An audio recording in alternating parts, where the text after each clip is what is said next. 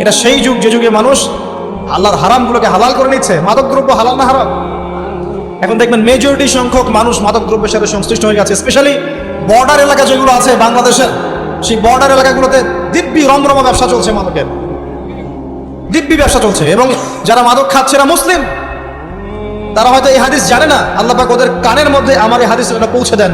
আমিন। নবী সাল্লাল্লাহু আলাইহি ওয়াসাল্লাম বলেছেন, আমি মেরাজের রাতে যখন গিয়েছি তখন এক শ্রেণীর মানুষকে দেখেছি, ওদেরকে শাস্তি দেওয়া হচ্ছে। কি শাস্তি?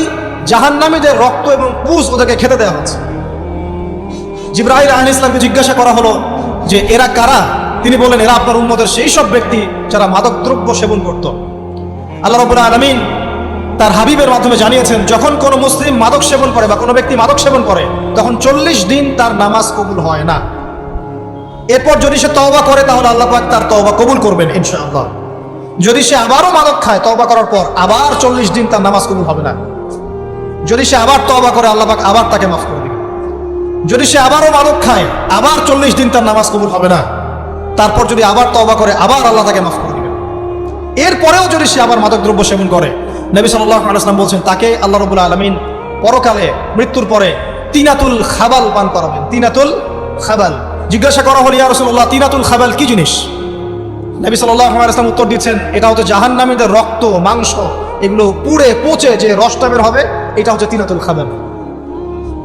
এই যে দুনিয়াতে যারা ওয়াইন খাচ্ছে, শ্যাম্পেইন, ওয়াইন, বিয়ার, তারপরে যে কি ভোদকা, হ্যাঁ, গাঁজা, হেরোইন, ফেন্সিডিল, ইয়াবা, একটা বিষয় শোনেন, কি কারণে আপনি সেখানে যাচ্ছেন? হতাশা, অথবা সঙ্গদোষ, অথবা পারিবারিক চাপ, অথবা যে গার্লফ্রেন্ড ছেড়ে চলে গেছে, এই তো বিষয়গুলো। কি কারণে মানুষ মাদকের কাছে যায়? কেন যায়? কারণটা কি? আমরা যখন ফিলোসফি পড়তাম তখন একটা তত্ত্ব পড়ানো হয়েছে আমাদেরকে। তত্ত্বটার নাম হচ্ছে কার্যকারণ তত্ত্ব। মানে প্রত্যেকটা কাজের পিছনে একটা কারণ থাকে, ঠিক আছে? এই যে মুসলিমরা নামাজ পড়ে কেন? আল্লাহর জন্য। মুসলিমরা যাকাত দিবে কেন? আল্লাহকে সন্তুষ্ট করার জন্য।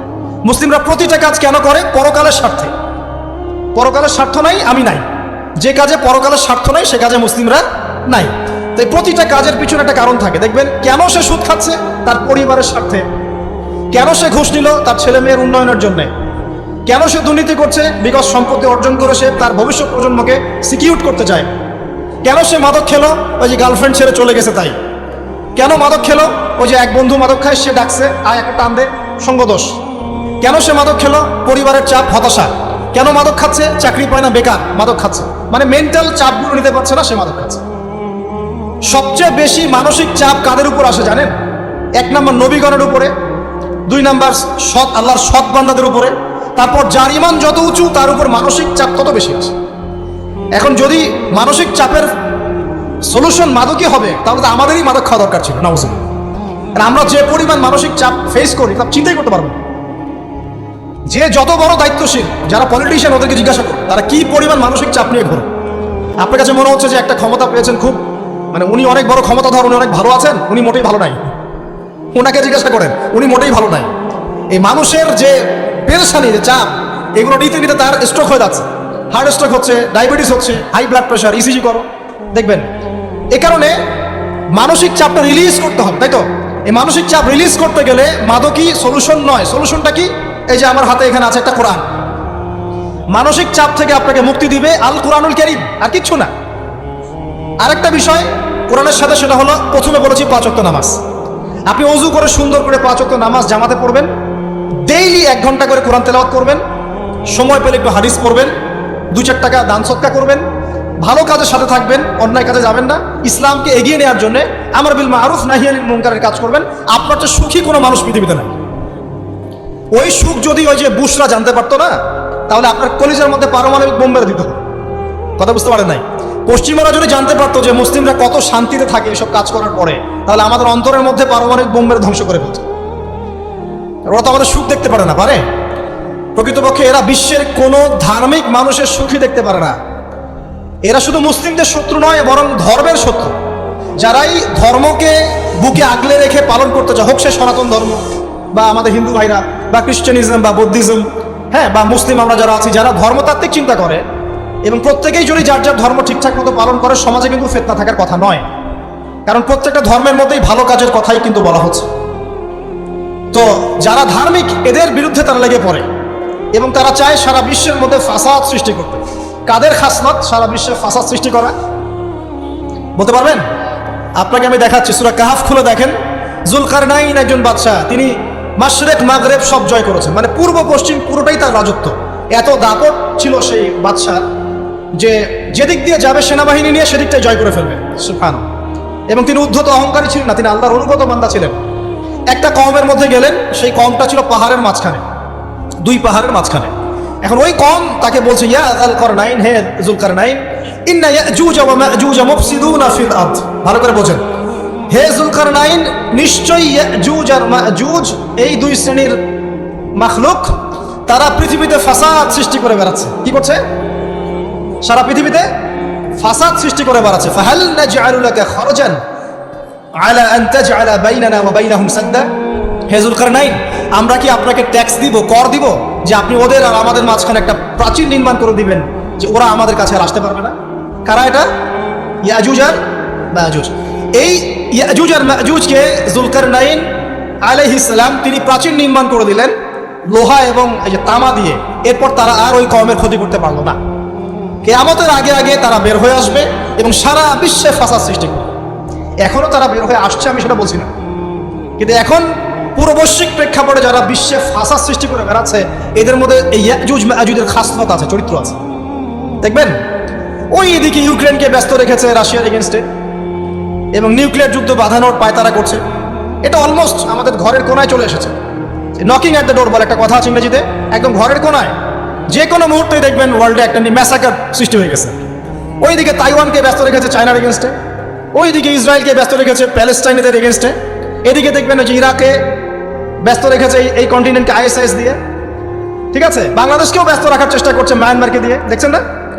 তো পুরো বিশ্ব জুড়ে এদের এজেন্ডা হচ্ছে সারা বিশ্বে আমরা ফাসাদ সৃষ্টি করে মানব জাতিকে কমিয়ে ফেলবো, মুসলিমদেরকে ধ্বংস করব, মুসলিম যুবকদেরকে পণ দেখাবো, ওদেরকে মাদক খাওয়াবো, ওদের মধ্যে জেনা অশ্লীলতা পরকীয়া ছড়িয়ে দিব, হ্যাঁ, এবং মহামারী ছড়িয়ে দিব, দিয়ে মুসলিম জনসমষ্টিকে কমিয়ে নিয়ে আপোষে কোন্দলে লাগিয়ে দিয়ে আস্তে আস্তে আমরা বিশ্বে শাসন করতে হবে, এদেরকে ডমিনেট করতে। এবং এই এজেন্ডা বাস্তবায়নের দিকে তারা এগিয়ে যাচ্ছে সুকৌশলে। আর আমরা কি করছি ভাই? আমরা শুধু কাজ যতটুকু না করছি তার চেয়ে বেশি আমরা আইওয়াসা শোডাউন করছি। দেখেন বেশিরভাগ মানুষ আমাদের নামাজের খবর নাই, বেশিরভাগ মানুষ তাজকিয়া আত্মশুদ্ধির খবর নাই, ভালো আলেমের কাছে এসে পড়ে থাকবে কোনো খবর নাই, কোরআন পড়া শিখবে এসবের খবর নাই। যেগুলো করলে কোনো সমস্যা হয় না বা অল্প পরিশ্রমে করা যায়, ওই যে ঘরের মধ্যে শুয়ে শুয়ে ফেসবুকে 2 লাইন লেখা যায়, খুব সহজ, লিখলেন আবার শুয়ে গেলেন, কোনো সমস্যা নাই। কোনো কনস্ট্রাকটিভ সুদূর প্রসারী কাজ আমাদের হচ্ছে না। যেটা হচ্ছে এটা প্রয়োজনের তুলনায় নিতান্তই নগণ্য। এই কারণে আমাদের যারা দিন, আমরা যারা বুঝি, যাদের মধ্যে ইসলামের চেতনা আছে, ইসলামকে ভালোবাসি, আমরা যারা চাই দিন এগিয়ে যাক, আমাদের কনস্ট্রাকটিভ কাজ করতে হবে, মানে সুদূর প্রসারী কাজ করতে হবে। শৈথিল্যতাবাদীও হবেন না, আবার চরমপন্থীও হবেন, মধ্যমপন্থী হয়ে ইসলামকে, কোরআনকে এবং হাদিসকে হাতে নিয়ে উম্মার ঐক্যের স্বার্থে, দেশ জাতি জনগণের ঐক্যের স্বার্থে এগিয়ে যান। আল্লাহ পাক আপনাদের হাতকে শক্তিশালী করুন, দোয়া করুন। এখানে খুব স্মার্ট হতে হবে এবং বেসিক কাজগুলো খুব বেশি করে করতে হবে। বেসিক কাজ কি ভাই? বেসিক কাজ হচ্ছে আপনার নামাজ, বেসিক কাজ আপনাকে কোরআন শিখতে হবে, বেসিক কাজ আপনাকে আরবি শিখতে হবে, বেসিক কাজ আপনি যেখানে পড়াশোনা করছেন এই পড়াশোনা করে ওই জ্ঞানটাকে দিয়ে ইসলামের খেদমতে আপনাকে কল্যাণে কাজ করতে হবে। বেসিক কাজ যেখানে আপনাকে আল্লাহ পাক দায়িত্ব দিবেন সেখান থেকেই আপনাকে দিনের খেদমত করতে হবে। ডক্টর হন, দিনের খেদমত করেন, ইঞ্জিনিয়ার হন, দিনের খেদমত করেন, পলিটিশিয়ান হন, কোনো আপত্তি নাই, আমরা আপনাকে ভোট দিব ইনশাআল্লাহ, আমরা আপনাকেই ভোট দিব ইনশাআল্লাহ। আপনি ওখানে গিয়ে দিনের খেদমত করেন, আল্লাহ পাক তৌফিক দান। কথা কি বুঝতে পারছেন? ইসলাম ক্ষমতা জোর করে আদায় করে নেওয়ার জন্য আসে না। আবু যার রাদিয়াল্লাহু আনহু কি বলছেন জানেন? আবু যার রাদিয়াল্লাহু আনহুকে নবী সাল্লাল্লাহু আলাইহি ওয়াসাল্লাম বলছেন, আবু যার, তুমি দায়িত্ব চেয়ে নিও না, কারণ যদি তুমি দায়িত্ব চেয়ে নাও তখন আল্লাহর পক্ষ থেকে তোমাকে সাহায্য করা হবে না, আর যদি মানুষ তোমাকে দায়িত্ব দেয় আল্লাহ তোমাকে সাহায্য করবে। কত চমৎকার সিস্টেম ইসলাম। আর এখন আমরা কি করি? আমাকে দেন, ও ভালো না আমি ভালো, ওরা সব খারাপ আমি ভালো। বুঝতে পারছেন না কিয়ামতের মাঠে কি কঠিন হিসাবটা দিতে হবে। আল্লাহ পাক আপনাদেরকে বোঝার তৌফিক দান। এগুলো কল্যাণকর নয়, আপনার জন্য অকল্যাণ হতে পারে। তবে হ্যাঁ, যদি আপনার মধ্যে ঈমান থাকে, আপনার মধ্যে যোগ্যতা থাকে, অবশ্যই আপনি দায়িত্ব চেয়ে নেবেন এবং ইনশাআল্লাহ তখন আমরা আপনাকে দায়িত্ব দিব, আমরা আপনাকে ভোট দিব, আপনি জনগণের শাসন কার্য পরিচালনা করবেন, আল্লাহ আপনার হাতকে শক্তিশালী করবেন ইনশাআল্লাহ। আল্লাহ পাক আমাদের নিচু থেকে উঁচু মহলের সবাইকে হেদায়েত দান করুন, দোয়া করি। ইসলাম কারো শত্রু নয়। মুসলিমের রক্ত ঝরানোর জন্য, কল্লা কাটার জন্য আমরা কিন্তু পৃথিবীতে আসি নাই। আমরা আমাদের আসল শত্রুদেরকে চিনতে ভুল করেছি, এই কারণে আমরা আপোষে হানাহানি কাটাকাটির মধ্যে লিপ্ত আছি। এই যে সামনে যে কি হবে আল্লাহ ভালো জানেন। দেখবেন কত মানুষ যে মুসলিম মুসলিম মারামারি করে মারা যাবে, আল্লাহ ভালো। এগুলো কাম্য নয়, আল্লাহ পাক আমাদেরকে বোঝার তৌফিক দান করুন। দেখুন ভাই, এই যুগের কথা বলতে গিয়ে এখানে আসলাম। ওই যে জুলকারনাইন যে ইয়াজুজ মাজুজের কথা বললো, এখনকার বিশ্ব যারা পরিচালনা করে দেখবেন তাদের মধ্যে ওই ফাসাদ সৃষ্টি করাটাই খাসলতটা থেকেই গেছে। সারা বিশ্বে এরা ফাসাদ সৃষ্টি করছে। আমি কিন্তু বলিনি এরাই ইয়াজুজ মাজুজ, কথাকে আবার অন্যদিকে নিয়ে যায় না, আমি কিন্তু এই কথা বলি না। আমি বলছি তাদের মধ্যে এই চরিত্র দেখা যায়। এই যুগ সেই যুগ যখন আপনি মাদককে হালাল করে নিচ্ছেন, রিবাকে হালাল করে নিচ্ছেন, বেহায়াপনাকে হালাল করে নিচ্ছেন, কাপড় খোলাকে হালাল করে নিচ্ছেন। আপনি মুসলিম হয়েও দেখবেন শিরকে লিপ্ত আছেন। সুন্নতের লেবাস আছে কিন্তু আকীদার মধ্যে বিদআত থেকে গেছে। আপনি মুসলিম হয়ে হালাল হারাম রিজিকের পরোয়া করছেন না, দিনের বেসিক জিনিসগুলো শিখছেন না। আল্লাহ পাক এই যুগের ফিতনাগুলো থেকে আমাদের মুসলিমদেরকে হেফাজত করুন, আমিন। কিভাবে সাফল্য অর্জন করবেন, আমি একটা পয়েন্ট আজকে উল্লেখ করে এই পয়েন্ট থেকে আলোচনা গুটিয়ে নিব ইনশাআল্লাহ। আমি জাস্ট একটা পয়েন্ট বলছি আপনাকে, সব কথা একদিনে বলা সম্ভব। আল্লাহ রাব্বুল আলামিন বলেন ক্বাদ আফলাহা মান যাক্কাহা, সে ব্যক্তি সফল হয়ে গেছে যে ব্যক্তি তার আত্মাকে পরিশুদ্ধ করতে পেরেছে। ওয়া ক্বাদ খাবা মান দাসাহা, যে ব্যক্তি আত্মাকে পরিশুদ্ধ করতে পারে নাই সে ব্যক্তি ধ্বংস হয়ে গেছে। শুদ্ধ করবেন, তিনটা হাদিস আপনাকে আগে শোনাই। এক, আল্লাহ রাব্বুল আলামিনের হাবিব মুহাম্মদ সাল্লাল্লাহু আলাইহি ওয়াসাল্লাম দরুদ পড়েন, বলেন সাল্লাল্লাহু আলাইহি ওয়াসাল্লাম। তিনি বলছেন যে আল্লাহর এমন কিছু বান্দা আছে যারা জান্নাতে প্রবেশ করবে যাদের অন্তরটা হবে পাখির মতো নরম। কার মতো? পাখির মতো। একটা হাদিস শুনলেন। দুই নম্বর হাদিস, আল্লাহর রাসূল সাল্লাল্লাহু আলাইহি ওয়াসাল্লাম বলছেন শহীদদের আত্মা যখন আল্লাহর কাছে পৌঁছায়, আল্লাহ রাব্বুল আলামিন সেই আত্মাগুলোকে সবুজ রঙের কিছু পাখির মধ্যে প্রদান করেন এবং সেই পাখিগুলো আরশের নিচে লণ্ঠন আছে এখানে বসে থাকে এবং তারা জান্নাতের যে কোনো জায়গায় যায়, ঘুরে খাবার খায়, আবার ফিরে আসে। আল্লাহ পাক তাদেরকে বলেন যে তোমরা কি চাও, তোমরা কি চাও? শহীদরা কিচ্ছু বলতে পারে না, কি চাইবো, আল্লাহ এত নিয়ামত দিয়েছেন, কি চাইবো? যখন আল্লাহ বারংবার প্রশ্ন করতে থাকেন তোমরা কি আর কিছু চাও, তোমরা কি আর কিছু চাও, তোমরা কি আর কিছু চাও, তখন শহীদরা শেষে বুঝে যে আমাদের কিছু না কিছু তো বলতে হবে এখন। তখন তারা বলে হে আল্লাহ, আমরা আরো একবার পৃথিবীতে যেতে চাই এবং তোমার পথে জীবন দিয়ে আবার ফিরে আসতে চাই। আল্লাহ পাক বলেন এই সুযোগ তো আর নেই, অতএব তোমাদের আর কিছু চাওয়ার নেই, তোমরা এখানেই থাকো। আরেকটা হাদিস শোনেন, রাসূলুল্লাহ সাল্লাল্লাহু আলাইহি ওয়াসাল্লাম বলেছেন, এই হাদিসটা ওমর রাদিয়াল্লাহু আনহু থেকেও এসেছে, যে তোমরা যদি, হে মানব জাতি বা হে মুসলিমরা, তোমরা যদি আল্লাহর প্রতি তাওয়াক্কুল করার মতোই তাওয়াক্কুল করতে, ভরসা করার মতোই ভরসা করতে, আল্লাহ পাক তোমাদেরকে পাখিদেরকে যেমন করে রিজিক দেন তোমাদেরকে ঠিক সেইভাবে রিজিক দিতেন। তোমরা কি লক্ষ্য করো না যে পাখিরা খালি পেটে বের হয়ে যায় বাসা থেকে সকালবেলা এবং সন্ধ্যাবেলা ভরা পেটে বাসায় ঢোকে? আপনাকে যে তিনটা হাদিস শোনালাম, এই তিনটা হাদিসে একটা শব্দ হচ্ছে কমন। শব্দটা কি বলেন? পাখি। পাখি কি? পাখি। আল্লাহ রাব্বুল আলামিন পাখিদের কাছ থেকে আমাদেরকে শিখতে বলছেন এবং বলছেন যে পাখিদের মনটা হয় খুব নরম, খুব সফট এবং তারা আল্লাহর প্রতি তাওয়াক্কুল করে পূর্ণ মাত্রায়। তারা সকালবেলা ভোরবেলা বের হয়ে যায় এবং সন্ধ্যাবেলা বাসায় ফেরে, খালি পেটে বের হয়, ভরা পেটে বাসায় ফেরে। এবং আল্লাহ পাক সবচেয়ে সম্মানিত মৌত যেটা শহীদের মৌত, সেই শহীদদের আত্মাকে আল্লাহ পাক পাখির রূপ দিবেন। তাহলে পাখিটার বিষয়ে একটা ফোকাস করার দরকার আছে না? আচ্ছা, এখানে আসেন। পাখির মন হচ্ছে নরম, মানে পাখির মনটা তাসকিয়া, আত্মশুদ্ধিতে পরিপূর্ণ। ক্বাদ আফলাহা মান যাক্কাহা, সে ব্যক্তি সফল হলো যার হৃদয়টা পবিত্র, নিষ্পাপ, নিষ্কলুষিত হলো, সে ব্যক্তি সফল হবে ইনশাআল্লাহ। একটা কাজ এখানে খেয়াল করেন, পাখিরা সকালবেলা ভোরবেলা বের হয় আর সন্ধ্যাবেলা বাসায় ফেরে। এখনকার মুসলিমদেরকে দেখবেন দুপুরবেলা ওঠে, রাত 3টায় ঘুমায়। কথা কি বুঝেন নাই? পাখির একদম ভোরবেলা উঠে যখন ফজরে আজান দিচ্ছে ঠিক তার এক মুহূর্তে পাখির কিচিরমিচির শুনছেন, তার মানে নামাজের ওয়াক্ত প্রায় চলে যাচ্ছে, তার মানে তার আল্লাহ পাকের হুকুমের সাথেই জেগে ওঠে, সূর্য ডুবে তারা ডুবে যায়। ঠিক এরকম সুন্নত ছিল নবী সাল্লাল্লাহু আলাইহি ওয়াসাল্লামের এবং সাহাবায়ে কেরামের। আজকে 1400 বছর পর মুসলিম জাতি এই সুন্নাহ ভুলে গেছে। আর আমাদের সুন্নত দেখবেন, যদি কোনো রকম উঠেও ফেলি ফজরে, আবার 12টা পর্যন্ত ঘুম, আরো বেশি। আর এই যুব সমাজ যারা আছো তোমরা কেউই 3টা-4টার আগে ঘুমায় বলে আমার মনে হয়। অলওয়েজ অনলাইনে পড়ে আছে, টিকটক নিয়ে, ফেসবুক নিয়ে, গার্লফ্রেন্ডের সাথে চ্যাটিং। পাখির মতো হতে পারলে পরে মনটা তো নরম হবে, তারপরে না তাসকিয়া অর্জন হবে। পাখির রুটিনটা কি? ভোরবেলা বের হয় আর সন্ধ্যাবেলা বাসায় ঢোকে। অতএব আমরা যদি রাসূলুল্লাহ সাল্লাল্লাহু আলাইহি ওয়াসাল্লামের সুন্নাহ মতো ওই ভোরবেলা উঠতে পারি আর আর্লি নাইট ঘুমিয়ে যেতে পারি এবং সারাদিন যদি রাসূলের সুন্নাহগুলোর উপর আমল করতে পারি, তাসকিয়া অর্জন হবে ইনশাআল্লাহ। কথা বুঝতে পারছেন? 2, পাখির মতো নরম মন লাগবে। এখনকার আমরা যারা বেঁচে আছি আমাদের মনগুলো কঠিন। কেমন কঠিন? পাথরের মতো কঠিন। আমরা যখন দেখি একটা মাইয়াতকে নিয়ে যাওয়া হচ্ছে জানাজায়, আমাদের কোনো ফিলিংস কাজ করে না। জানাজা যাচ্ছে, জানাজায় দাঁড়িয়ে মোবাইলটা টিপাটিপি করছে, জানাজার সাথে চলছে, কোনো ফিকির নাই যে এই জানাজা আমার হবে কালকে, ওই মোবাইল টিপাটিপি করছে। আমি এমনও দেখেছি দাফন করা হলো মাইয়াতকে, দাফন করার পরে চারপাশে মানুষজন জড়ো হয়ে গল্প করছে, ভাই আপনার ওই জমিটার কি খবর, আপনার ওইটার কি খবর, বিজনেস কেমন চলছে, চাকরির কি অবস্থা। এই যে মাইয়াতকে পাশে দাফন করলো, কোনো ফিলিংস নাই, কোনো ফিলিংস নাই। আমি আত্মশুদ্ধির কথা বলছি, আত্মশুদ্ধির জন্য আপনার মনটাকে পাখির মতো সফট নরম করতে হবে। যখন আপনি সফট নরম করবেন এবং আত্মশুদ্ধি অর্জন করবেন, তখন দুই ডানা মেলে আপনি আকাশে উঠতে পারবেন ইনশাআল্লাহ। আত্মশুদ্ধি অর্জন না করতে পারলে ডানা কেটে পড়ে যাবে, তখন আর আকাশে উঠতে পারবেন না। কোন আকাশে? ওই যে শহীদের রূহ যে আকাশে চলে গেছে, ওই আকাশ। অতএব মন কেন কঠিন হলো প্রিয় ভাই? এক নাম্বার কারণ, আমরা শিরকের পাপে লিপ্ত আছি। এক নাম্বার, শিরকের পাপে লিপ্ত থাকা অবস্থায় মুসলিমদের মনটা কঠিন হয়ে গেছে। আপনি কি মনে করছেন আমরা শিরক করি না? মুসলিমরাও কবর পূজা করে, দেখবেন মুসলিমরাও দেখবেন অনেক ক্ষেত্রে মাজার পূজা করছে। আমি বলিনি যে অলিয়া উলিয়ার মাজার জিয়ারত করা যাবে না, আমি কথা বলছি না, কিন্তু আপনি মৃত মানুষের কাছে আপনার ভালো মন্দ চাইতে পারেন না, কথা বুঝতে পারেন না? আমরা অবশ্যই অলিয়া উলিয়াদের কবর জিয়ারত করব, এটা আপনাকে মৃত্যুর কথা স্মরণ করাবে। তাদের একটা রব আছে যেটাকে আমরা প্রভাব বলি, এটা আপনার মধ্যে আসবে। আমরা অবশ্যই জিয়ারত করব, জিয়ারত করতে বলেছেন নবী সাল্লাল্লাহু আলাইহি ওয়াসাল্লাম, কারণ এটা আপনাকে পরকালের কথা কি করবে, স্মরণ করাবে। ওমরা করতে যান, আল্লাহ পাক সবাইকে তৌফিক দান করুন ওমরা হজ করার এবং বড় হজ করার, আমি দোয়া করি।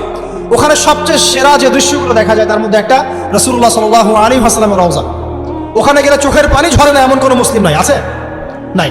আরেকটা সবচেয়ে মন নরম করা একটা দৃশ্য হচ্ছে জান্নাতুল বাকি, যেটা আমরা বাকিউল গারকাত বলি, যেখানে আপনি দেখবেন সাহাবায়ে কেরাম রাদিয়াল্লাহু আনহুমের কবর, যতদূর চোখ যায় তাদের কবর, কবরের কোনো মাজার নাই, সেখানে কোনো তাওয়াফ হচ্ছে না কবরকে কেন্দ্র করে, সেখানে কবরে কেউ ফুল চড়াচ্ছে না, একটা ছোট্ট পাথর দেখা যায়, খেলার কিছু না।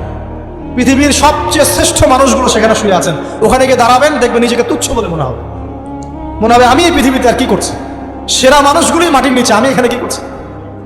তো দেখুন প্রিয় ভাইরা, অবশ্যই অলিয়া উলিয়াদের কবর জিয়ারত করবে, কিন্তু মৃত ব্যক্তি আপনার কল্যাণ করতে পারবে, অকল্যাণ করতে পারবে? হ্যাঁ, তারা আল্লাহর কাছে সুপারিশ করতে পারবে আল্লাহ পাক যখন তাদেরকে অনুমতি দিবেন। তারপর আল্লাহ পাক যখন অনুমতি দিবেন, তখন নবী সাল্লাল্লাহু আলাইহি ওয়াসাল্লাম সুপারিশ করবেন, অলিয়া উলিয়াগণ করবেন, আলেম ওলামা করবেন, শহীদগণ করবেন, হাফেজে কোরআন করবেন, অনেকেই করবেন। আল্লাহ পাক আমাদের তাকদীরে এইসব সুপারিশ নসিব করুন বলি না আমি। মুসলিমরা আজকে শিরিক করছে অনেক ক্ষেত্রে। দেখবেন হাতে একটা এই যে বালা পরে আছে, খুলে না। কেন খুলেন না ভাই? বলে যেটা খুললে যদি রোগ হয়, রোগ দেওয়ার মালিক কে? ওই বালা না আল্লাহ? এই যে আপনার বিশ্বাস জন্মে নিয়েছে, এই যে বিশ্বাসটা জন্মিয়েছে আপনার হাতের উপরে, এই বালার উপরে, এটাই শিরক, এটাই শিরক। যদি আপনি বিশ্বাস করেন যে এটা হাতে থাকলে আপনি সুস্থ থাকবেন, হাত থেকে খুলে পড়ে গেলে আপনি আর বাঁচবেন না, এই যে কল্যাণ অকল্যাণের মালিক আপনি কাকে করলেন? ওই বালাকে করেছেন, আল্লাহকে করেন, এখানে শিরক হয়ে গেছে। খুবই সূক্ষ্ম শিরক। আপনি নামাজ পড়ছেন মনে করেন, এখন কিছু মানুষ আসলো, এখন দেখছেন যে হুজুর তো আমার নামাজ দেখছে, নামাজটা খুব সুন্দর করে পড়ার চেষ্টা করবেন, লম্বা নামাজ, সিজদা গিয়ে আর উঠছেন না, খুব সুন্দর নামাজ পড়ছেন। এই যে মানুষকে দেখানোর জন্য নামাজটা পড়ছেন, এটা শিরক। এটা কি? এটাও শিরক। এই যে গণক বসে আছে রাস্তার পাশে, দেখবেন টিয়া পাখি নিয়ে, তারপরে যে কাগজ নিয়ে, আসেন ভাই ভাগ্য পরীক্ষা করে দেই। আরে ভাই, তুমি যদি মানুষের ভাগ্যই পরীক্ষা করতে পারবা, তো তুমি রাস্তার পাশে কেন? তোমার ভাগ্য কেউ পরীক্ষা করেনি কখনো? এতটুকু কমন সেন্স আমাদের নাই। ও যদি আমার ভালো মন্দ করতে পারে, ভবিষ্যৎ বলতে পারে, তাহলে ও রাস্তার পাশে বসে আছে না? ওর তো প্রাইম মিনিস্টার হওয়ার কথা, ওর তো ইলেকশন করার কথা। তো দেখেন, এই যে ওখানে গিয়ে আমরা কি করি, ভাই আমার হাতটা দেখে দেন, ভাই আমার অতীত বলে দেন, ভবিষ্যৎ বলে দেন, এবং এগুলো দিন দিন বাড়ছে। কিন্তু এই রাশিফল, কবিরাজি, গণক, এগুলো দিন দিন বাড়ছে। এবং আমি লক্ষ্য করছি দিন দিন আরেকটা জিনিসও বাড়ছে, সেটা হলো জাদুবিদ্যার চর্চা করা। এবং গ্রামে গঞ্জে কুফুরি বাড়ছে না? কুফুরি করা, তাবিজ করা, বিচ্ছেদ করা, স্বামী স্ত্রী বিচ্ছেদ করা, মেয়েকে বশ করা, সন্তানকে বশ করা, বাড়ছে না? সবই শিরক, এগুলো সবই কুফুরি। এগুলো মুসলিমরা করছে না? মুসলিমরা এসব শিরকে লিপ্ত আছে বলেই তো অন্তর কঠিন হয়ে গেছে। ফাকাসাত কুলুবুহুম, তাদের অন্তর কঠিন হয়ে গেছে। তো একটা হাদিস বলে এখানে খালি, নবী সাল্লাল্লাহু আলাইহি ওয়াসাল্লাম বলছেন, যদি কেউ কোনো গণকের কাছে যায়, গিয়ে বলে দেখেন তো আমার হাতটা একটু, ও কিন্তু বিশ্বাস করে না যে এ ভবিষ্যৎ বলতে পারে, খালি এমনি বলেছে একটু দেখেন তো, বলার সাথে সাথেই 40 দিনের নামাজ কবুল হবে। আর যদি তার বলা কথায় বিশ্বাস করে যে হ্যাঁ তোমার ভবিষ্যৎ খুব ভালো, তুমি চাকরি পাবা, এটা করবা, সেটা করবা, এবং সে বিশ্বাস করলো হ্যাঁ এটাই হবে, তখন নবী সাল্লাল্লাহু আলাইহি ওয়াসাল্লাম বলছেন সে যেন আল্লাহর পক্ষ থেকে যা নাজিল হয়েছে, মানে এই যে কোরআনুল কারীম, এই কোরআনকে যেন সে অস্বীকার করবে, মানে কুফরি করবে। এগুলো আমরা করছি না ভাই? অনেক কিছু করছে। আমরা স্তম্ভের পূজা করছি, অনেক মুসলিম আগুনের পূজা করছে। আগুন জ্বালিয়েছেন, মাথা নত করছেন কেন? আগুনের সামনে আপনি মাথা নত করবেন কেন? আপনি একটা স্তম্ভের সামনে, গাছের সামনে দাঁড়িয়ে মাথা নত করে ধ্যান করবেন কেন? আপনি মেডিটেশন করছেন কি জন্য? আপনাকে নামাজ দেওয়া হয় না? 5 ওয়াক্ত নামাজ দেওয়া হয় না? নামাজের চেয়ে বড় মেডিটেশন কিছু আছে নাকি? আপনি ধ্যান করছেন কি জন্য? অনেক মুসলিম তো জিনের উপাসনা করছে, জানেন? অনেক মুসলিম জিনকে দাবি করার চেষ্টা করছে। আর জিন বলে একটা জাতি আছে, এটা সত্য। এরকম প্রতিটা ক্ষেত্রে শিরক আছে। শিরক কথায় আছে, কাজে আছে, বিশ্বাসে আছে। দেখবেন মুসলিমরাই আল্লাহ ছাড়া অন্য কারো কাছে দোয়া করছে, মুসলিমরা নজর মানত করছে অন্য জায়গায়, আল্লাহর জন্য নজর মানত করছে না, অন্য কাউকে সন্তুষ্ট করার জন্য করছে। সন্তান হয় না, এখন কি হবে? সন্তান হয় না তো অমুকের কাছে যাও, সেখানে গিয়ে বকরি জবাই দাও, সন্তান হবে। সুবহানাল্লাহ। তো এই পদ্ধতি ইব্রাহিম আলাইহিস সালামের জানা ছিল না, যে শেষ বয়সে তিনি বলছেন রব্বি হাবলি মিনাস সালিহিন। আপনি দোয়া করতে পারেন না? সন্তান হবে না কেন? আল্লাহ পাক তাকদীরে লিখে রাখলেন, অবশ্যই হবে। আর আল্লাহ পাক তাকদীরে না লিখলে কিভাবে হবে? তাকদীরে যে ব্যক্তি বিশ্বাস করে না, সে ব্যক্তি হতাশ হয়। যা কিছু হচ্ছে আমাদের জীবনে সবই তাকদীর, এর বাইরে একটা মানুষও যেতে পারবে না। প্রিয় ভাইরা, কথায়, কাজে এবং চিন্তায় আমরা অনেক শিরিক করছি। শিরিকের কারণে আমাদের অন্তর কঠিন হয়ে গেছে। আরো কেন কঠিন হচ্ছে? বেদাত। আমল করছেন নবীর সুন্নত মানার জায়গায় অন্য কিছু আপনি করছেন। এমন কিছু আমল করছেন যেগুলোর সাথে রাসূলের সুন্নতের কোনো সম্পর্ক নাই এবং সাহাবীদের সুন্নতেরও কোনো সম্পর্ক। এই ক্ষেত্রে গিয়ে আপনি বেদাত করছেন, বেদাত করে অন্তর কঠিন হয়ে যাচ্ছে। অন্তর কঠিন হওয়ার একটা বড় কারণ হচ্ছে হারাম রিজিক। যখন আপনি হারাম রিজিকে যাচ্ছেন, সুদ, ঘুষ, আপনার দুর্নীতি, আপনার এই যে অন্যের সম্পদ আত্মসাৎ করা, হালাল হারামের পরোয়া না করা, এই রিজিক দিয়ে যখন আপনি আপনার দেহ, রক্ত, মাংস গঠিত হচ্ছে, আপনার কলবটা শক্ত হয়ে যাচ্ছে। আমি কি বুঝাতে পারছি না? হারাম রিজিক যখন আপনার শরীরে ঢুকছে, অন্তরটা শক্ত হয়ে যাচ্ছে। একটা হাদিস যথেষ্ট। আল্লাহ রাসূল বলেছেন, ইন্নাল্লাহা তাইয়্যিব লা ইকবালু ইল্লা তাইয়্যিব। আল্লাহ পাক পবিত্র সত্তা, তিনি পবিত্র ছাড়া কবুল করেন না। আপনি 10টা হজ করে আসেন, চুরির টাকা দিয়ে, ডাকাতির টাকা দিয়ে, আত্মসাতের টাকা দিয়ে, দুর্নীতির টাকা দিয়ে, যদি কবুল হয় তাহলে কোরআন সুন্নাহ মিথ্যা হয়ে যাবে না। কথা কি বুঝতে পারছেন না? আল্লাহ রাব্বুল আলামিন বলছেন আল্লাহ পাক পবিত্র ছাড়া কবুল করেন না। হারাম রিজিক দিয়ে ইবাদত কবুল হয় না।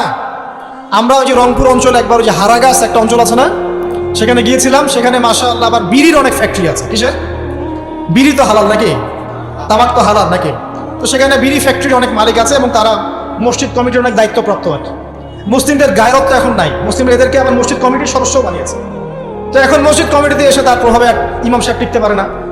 দুজন বলে নামাজের পর হাত তুলে দোয়া করতে হবে, দুজন বলে করা যাবে না। ঠিক আছে? এই নিয়ে এই ক্যাচাল হতে হতে দেখা গেল এক পর্যায়ে মারামারি পর্যন্ত হয়েছে। মসজিদ ভাগ হয়েছে, মারামারিও হয়েছে। তো সেখানে আমাকে দাওয়াত করেছিল যে ওয়াজ করার জন্য, দোয়া করার কথা বলছে। তাই বললাম যে দোয়া করে লাভ কি? দোয়া করলেই বাকি, না করলেই বাকি, রিজিকটাই তো হারাম। আপনি তো তামাকের টাকা খাচ্ছেন, তামাক, আপনি মাদকের টাকা খাচ্ছেন, এটা কি হালাল না হারাম? তো হারাম টাকা দিয়ে হাত তুলে দোয়া করলেই কি, না করলেই কি? দোয়া তো উঠছে না উপরে। আগে হারাম রিজিক ছাড়েন, তারপর দোয়া করুন। তো রিজিক হারাম হওয়ার কারণে আমাদের কি হচ্ছে? অন্তরটা কি হচ্ছে ভাই? কঠিন হচ্ছে। ওই পাখির মতো আর মুক্ত আকাশ উঠতে পারবে না। তারপরে সামনে যান, আরো কেন কঠিন হয়? বস্তুবাদিতা, দুনিয়া। সারাদিন দুনিয়ার ফিকির, দুনিয়ার চিন্তা, খাবো কি, পরবো কি, ব্যাংক ব্যালেন্স, টাকা পয়সা, স্ট্যাটাস, সারাটা দিন দুনিয়ার দুনিয়া। ঘুম থেকে ওঠা থেকে নিয়ে শুরু করে ঘুমানো পর্যন্ত খালি দুনিয়া। যারা দুনিয়ার নেশায় মত্ত হয়ে আছে, এদের অন্তরটা কঠিন হয়ে যায়। এই অন্তরটা পাখির মতো হতে পারে। ঠিক আছে কথা? যারা দুনিয়ার নেশায় মত্ত হয়ে আছেন, এই অন্তরটা কঠিন হয়ে যাবে, পাখির মতো হতে পারবে না। তারপর কি? আরো সামনে যান, দিনই জ্ঞান চর্চা না করা অন্তর কঠিন হওয়ার কারণ। আর কি কারণ? পাপ করা। পাপ যত বেশি আপনি পাপ করবেন, যত বেশি পর্ন দেখবেন, যত বেশি মাদক খাবেন, যত বেশি জুয়া খেলবেন, যত বেশি অহেতুক সময় নষ্ট করবেন, যত বেশি আপনি অন্যের ক্ষতি করবেন, ঠিক আছে, নিরপরাধ মানুষের উপর নির্যাতন করবেন, যত বেশি আপনি পাপ করবেন, পাপ, এই পাপ করতে করতে করতে মানুষের অন্তর কঠিন হয়ে যায়। ইবনুল কাইয়্যিম রাহিমাহুল্লাহ বলেছেন যে পাপ করতে থাকলে মানুষের অন্তর কঠিন হয়ে যেতে থাকে এবং ইস্তেগফার আর জিকির করলে গিয়ে মানুষের অন্তর আবার নরম হতে থাকে। পাপের উপর পাপ করতে থাকলে মানুষের অন্তর কঠিন হতে থাকে। এ বিষয়ে রাসূলুল্লাহ সাল্লাল্লাহু আলাইহি ওয়াসাল্লাম বলেছেন, যখন মানুষ একটা পাপ করে কলবের মধ্যে একটা কালো দাগ পড়ে যায়, যখন আরো একটা পাপ করে আরেকটা কালো দাগ পড়ে যায়। এইভাবে যখন পাপ করতেই থাকে তখন পুরো কলবটাই কালিমা পূর্ণ হয়ে যায়। এই অবস্থায় যদি সে তওবা করে, আল্লাহ পাক মাফ করে দিবেন। যদি এই অবস্থায় তার মৃত্যু হয়ে যায়, তার আত্মাটা থেকে দুর্গন্ধ বের হতে থাকে, যে আত্মাটা কবজ করতে পর্যন্ত মালাকুল মউত মানে ঘৃণা পোষণ করবে। কথা কি বুঝতে পারছেন? যখন অন্তর পাপ করতে করতে কলুষিত হয়ে যাবে, ওয়াকাদ খাবা মান দাসাহা, যখন পাপ করতে করতে অন্তর কলুষিত হয়ে যাবে, তখন আপনার এই মালাকুল মউত পর্যন্ত ওই আত্মাটাকে বের করার সময় ঘৃণা করবে, দুর্গন্ধযুক্ত। আল্লাহ পাক আমাদেরকে পাপ থেকে বাঁচিয়ে রাখুন। এরকম কিছু কাজ আছে, বস্তুবাদিতা, শিরক, বেদাত, হারাম রিজিক, সারাদিন দুনিয়ার ফিকির নিয়ে থাকা, ঠিক আছে, অন্যের ক্ষতি করা, পাপ কন্টিনিউয়াসলি করতে থাকা, এবং দিন ছেড়ে দেওয়া, দিনের এলেম ছেড়ে দেওয়া, আল্লাহ পাকের আনুগত্য ছেড়ে দেওয়া, এই কাজগুলো করতে থাকলে মানুষের অন্তর কি হয়? কঠিন হয়ে যায়। এখন সলিউশন কি বলেন? 5 মিনিটে আমি সলিউশন বলছি। কেমন করে আপনি এটাকে নরম করবেন আর পরিশুদ্ধতা অর্জন করবেন এবং ওই পাখির মতো মুক্ত আকাশে উড়বেন, কিভাবে বলবো? 1 নাম্বার, অবশ্যই শিরক ত্যাগ করতে হবে। কি করতে হবে? শিরক ত্যাগ করতে হবে। আল্লাহ পাকের তাওহীদের উপর থাকতে হবে। আল্লাহ পাক তৌফিক দান করুন। লং কিছু বলার সময় নেই আমার হাতে, একটা বই বলছি, কিতাবুত তাওহীদ। কি নাম? কিতাবুত তাওহীদ। এই বইটা অনেক ভার্সন বাজারে বের হয়েছে, কিনে দেখবেন শিরক কত প্রকার, কি কি, তাওহীদ কাকে বলে, কত প্রকার। যেটা বুঝবেন না, মাদ্রাসায় চলে যাবেন, আলেম ওলামার কাছে গিয়ে জিজ্ঞাসা করুন, হুজুর এটা বুঝি নাই। ঠিক আছে? 1 নাম্বার, শিরক ত্যাগ করতে হবে। 2 নাম্বার, আপনাকে তাওহীদে থাকতে হবে। দেখ, অন্তর নরম করার কথা বলছে। 2 নাম্বার, সুন্নতের উপর আমল করতে হবে। যে পাখির কথা বললাম, যে সকালবেলা বের হয় আর সন্ধ্যাবেলা কি করে? বাসায় ফেরে। খালি পেটে বের হয়, ভরা পেটে বাসায় ফেরে। তার মানে আমাদেরকেও সকাল সন্ধ্যাটা কাটাতে হবে নবী সাল্লাল্লাহু আলাইহি ওয়াসাল্লামের সুন্নত। যখন তিনি ঘুমাতেন তখন ঘুমাবেন, যখন উঠতেন তখন উঠবেন, বাকি কাজ যেমন করে করতেন তেমন করে করবেন, তখন অন্তর ইনশাআল্লাহ নরম হয়ে যাবে। ঠিক আছে ভাই? 2। 3 নাম্বার, 5 ওয়াক্ত নামাজ জামাতে। নামাজ আপনাকে যে কোনো পাপ থেকে বাঁচাবে ইনশাআল্লাহ। ভাই জেনা করছেন, নামাজ পড়েন। পর্নোগ্রাফি দেখেছেন, তাও তওবা করে নামাজ পড়েন। আপনি হারাম অ্যাফেয়ার্সে আছেন, হতাশ হন না, নামাজ পড়েন। গোনা ছাড়তে পারছেন না, নামাজ পড়েন। সুদ খাচ্ছেন, নামাজ পড়েন। আপনি পতিতালয়ে গিয়েছেন, নামাজ পড়েন। বেপর্দা চলছেন, তাও নামাজ পড়েন। আপনি অন্যের হক নষ্ট করেছেন, তাও নামাজ পড়েন। যে পাপই করেছেন, নামাজটা পড়েন। নামাজ আপনাকে সমস্ত পাপ থেকে বাঁচিয়ে রাখবে ইনশাআল্লাহ। আস্তে আস্তে ইনশাআল্লাহ দেখবেন সব পাপ থেকে আপনি দূরে চলে আসছেন ইনশাআল্লাহ তাআলা। 3 নাম্বার নামাজ। 4 নাম্বার, বেশি থেকে বেশি, ভাই শোনেন, বেশি থেকে বেশি পরকালের ফিকির করবেন। খালি পরকালের চিন্তা করবেন যে আমাকে মৃত্যুবরণ করতে হবে, কবর যেতে হবে, পুলসিরাত পার হতে হবে, আল্লাহর সামনে দাঁড়াতে হবে। যত বেশি আপনি আল্লাহর ফিকির করবেন, পরকালের ফিকির করবেন, আপনার মনটা নরম হয়ে যাবে ইনশাআল্লাহ, মনটা শক্ত হবে। 5 নাম্বার, মানুষের সাথে খুব বেশি মেলামেশা করবেন। মানুষের সাথে খুব বেশি মেলামেশা করলে ইবনুল কাইয়িম রাহিমাহুল্লাহ বলেছেন অন্তর কঠিন হয়ে যায়। কারণ মানুষ আপনাকে গীবত করাবে, হ্যাঁ, মানুষ খারাপ কাজে নিয়ে যাবে, বেফাস কথাবার্তা বলবেন, হয়তো বেফাস কাজ করবেন, ফুজুল কি বাদ করবেন। এগুলো করতে গিয়ে আপনি দেখবেন অন্তর কঠিন হয়ে গেছে। এত বেশি মানুষের সাথে মেলামেশার দরকার নাই, প্রয়োজন যতটুকু অতটুকু করবেন। ঠিক আছে? আল্লাহ পাক তৌফিক দান করুন, আমিন।